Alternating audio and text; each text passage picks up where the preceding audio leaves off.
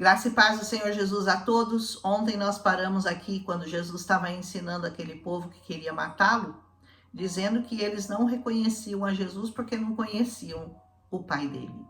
E ele continua dizendo, mas eu o conheço, porque dele sou e ele me enviou. Jesus deixava muito escancarado, deixava muito na cara deles quem ele era. Vocês não me reconhecem, sabe por quê? Porque vocês não conhecem o meu Pai, aquele que me enviou. Se vocês conhecessem meu Pai, vocês me reconheceriam. E assim é, né? Procuravam, pois, prendê-lo, mas ninguém lançou mão dele, não naquela festa dos tabernáculos, porque não era hora, não era chegada a hora dele, né? Porque ainda não era chegada a sua hora. E muitos da multidão creram nele. E eles diziam, quando Cristo vier, fará ainda mais sinais do que esses têm feito? Porque Jesus fez muitos sinais, muitas maravilhas, coisas que nem estão descritas nesse livro, porque segundo um dos apóstolos não caberia num livro tudo o que Jesus fez. Ele fazia milagres diariamente para multidões, por onde ele andava, ele curava, ele sarava, mas eles achavam mais fácil calar a voz dele do que crer que verdadeiramente ele era o Cristo, mas muitos criam. Você está entre os muitos que criam? Porque eles diziam, que mais milagres nós precisamos ver para entender que verdadeiramente ele é o Cristo? Ele já fez milagres suficientes para que nós dessemos crédito a ele, para que nós o aceitássemos, para que nós o recebamos como o verdadeiro Senhor de nossas vidas, né? Os fariseus ouviram que a multidão murmurava dele essas coisas, e os fariseus e os principais dos sacerdotes mandaram servidores para o prenderem. Disse-lhe, pois, Jesus, ainda um pouco de tempo estou convosco, depois eu vou para aquele que me enviou. Jesus sabia exatamente quando, como e onde ele ia morrer. Nada foi ocultado de Jesus. Verdadeiramente, quando ele chorou lágrimas de sangue, quando ele suou, né? Não foi lágrimas, foi suor de sangue, é porque ele visualizou todo o sofrimento dele na cruz. Que coisa terrível! E mesmo assim, ele foi até o fim. Ele não abriu mão de fazer a vontade do Pai. E ele diz assim, vós me buscareis e não me achareis, e onde eu estou, vós não podeis vir. Vai chegar um tempo que nós vamos buscar Jesus e nós não o acharemos mais, porque o Espírito Santo vai ser tirado dessa terra. E ele estava dizendo isso já para aquele povo, que chegaria o dia em que o buscariam e não o achariam, porque ele já estaria com o Pai. Disseram, pois, os judeus uns para os outros, para onde irá esse, que nós não o acharemos? Irá porventura para os dispersos entre os gregos e ensinará os gregos? Olha a visão de mundo, né?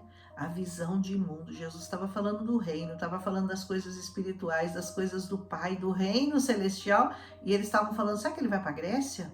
É para lá que ele vai lá ensinar os gregos? Ai, meu Deus.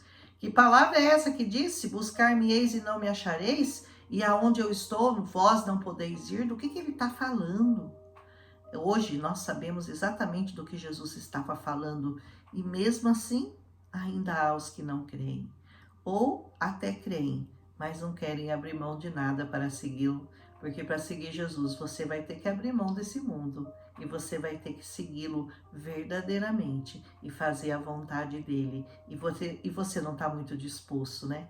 Mas que Deus abra os teus olhos e coloque em você esse desejo de seguir Jesus, porque Jesus vai te trazer uma paz que você nem imagina, de tão grande que ela é, de tão perfeita que ela é. Basta você conhecer as pessoas que seguem ao Senhor Jesus e você vai entender de que paz é essa que eu estou te falando. Amém? E no último dia, o grande dia da festa, Jesus se colocou em pé e clamou dizendo, se alguém tem sede, venha a mim e beba. Jesus é a água da vida, mas não é essa água aqui não. Essa água aqui, se você beber, você vai voltar a ter sede. Mas quando você bebe essa água aqui que eu tô lendo para você, você nunca mais vai ter sede. E ela vai fazer em você um rio que vai fluir para a vida eterna. Quem crê em mim, como diz as Escrituras, rios de água viva correrão do seu ventre. Sabe como que os rios de água viva fluem do seu ventre? Através da sua boca. Elas saem daqui e elas fluem, e elas saem. E essa água que a gente conhece agora, que a gente dá para as pessoas beberem, elas são curadoras, elas são restauradoras, elas são plenas, elas são perfeitas. É a água que flui para a vida eterna. Isso, ele disse, do Espírito que haviam de receber. Ele já estava falando do Espírito Santo que ele mandaria para a terra assim que ele ressuscitasse aqueles que crescem nele, pois o Espírito Santo ainda não havia sido dado, porque ainda Jesus não tinha sido glorificado. Era necessário que ele morresse, era necessário que ele ressuscitasse, era necessário que ele subisse ao céu, para depois ele enviar o Espírito Santo. Então, muitos da multidão, ouvindo essa palavra, diziam: verdadeiramente este é o profeta. E outros diziam: este é o Cristo. Mas outros diziam: vem, pois, o Cristo da Galileia? Não diz a Escritura que o Cristo vem da descendência de Davi e de Belém, da aldeia de onde era Davi? Jesus nasceu em Belém, mas eles não sabiam, né? Assim, entre o povo havia dissensão por causa dele. Uns criam, outros não criam. Uns questionavam, outros acreditavam. Até hoje é assim. Até hoje essa discussão aqui ainda existe, ela é real. Uns falam assim: não, eu creio que Jesus é o único Deus, eu creio que Ele é o Senhor, eu creio que Ele pode me curar, eu creio que Ele pode me ressuscitar no último dia. E outros dizem assim: tudo balela, tudo conversinha mole. Uma vez eu ouvi uma pessoa, e me entristece muito dizer isso para vocês, e ela dizia assim: que Cristo viveu é fato, que Cristo morreu é fato, que Ele ressuscitou, isso é história. Como é que nós vamos convencer uma pessoa? Eu consigo? Não. Mas o Espírito Santo de Deus consegue. Só Ele pode te convencer de quem verdadeiramente é o Senhor Jesus. E essa palavra vai com certeza te ajudar a mostrar quem é Jesus. Amém? E alguns deles queriam prendê-lo, mas ninguém lançou mão dele, não naquela hora, né? E os servidores foram ter com os principais dos sacerdotes e fariseus, e eles lhe perguntaram: por que não o trouxeste? Porque a ordem já era para prendê-lo. Responderam os servidores: nunca homem algum falou assim como esse homem. Aleluia! Eles queriam prendê-lo, mas eles ficavam maravilhados. Eles não conseguiam nem fazer aquilo que eles tinham se ordenado a fazer, porque na presença dele, eles ficavam extasiados. Ele falou: eu nunca vi ninguém falar o que ele fala, eu nunca vi ninguém fazer o que ele faz. Eles não conseguiam prendê-lo. Responderam então os fariseus: também vós fostes enganados? Ele conseguiu convencer vocês, ele conseguiu enganar vocês, até vocês estão aí impressionados com ele? Creu nele porventura alguns dos principais dos fariseus? Mas essa multidão que não sabe a lei é maldita. Vocês que são aí da multidão, vocês estão acreditando nele porque vocês não conhecem a lei. Nós não, nós somos sacerdotes, temos uma formação maravilhosa, né? Cursos de teologia. Nenhuma teologia no mundo consegue revelar para você quem é o Cristo. Porque se o Pai não te revelar, você nunca saberá. Só o Espírito Santo pode revelar verdadeiramente no seu coração quem é Jesus. Mas essa multidão que não sabe a lei é maldita. Eles diziam: Nicodemos, agora nós vamos falar do Nicodemos, que era um deles, o que foi de noite lá ter com Jesus. Ele lhes disse: porventura condena a nossa lei um homem sem primeiro ouvir e ter conhecimento do que ele faz? Olha Nicodemos tentando defendê-lo, né?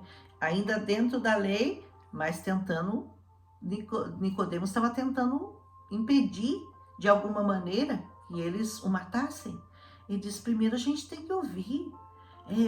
tem que ter uma condenação, nós temos que dar o direito dele de se defender, não podemos simplesmente condená-lo, mandar prender e matá-lo. Responderam-lhe eles e disseram: És tu também da Galileia? Examina e verás que da Galileia nenhum profeta surgiu. E cada um foi para sua casa. E assim termina esse capítulo. E cada um foi para sua casa. Alguns voltaram para casa salvos, porque já criam no Senhor Jesus. E outros voltaram para casa descrentes, porque da Galileia não viria nenhum profeta. Mas ele está entre nós até hoje. E ainda tem os que vão para casa sem acreditar. E há aqueles que vão para casa crendo. Se você quer ir para casa eterna, lá para aquele lugar que Jesus foi preparar para nós, você vai ter que crer nessas palavras. Ou você pode voltar para casa desacreditando em todas essas palavras.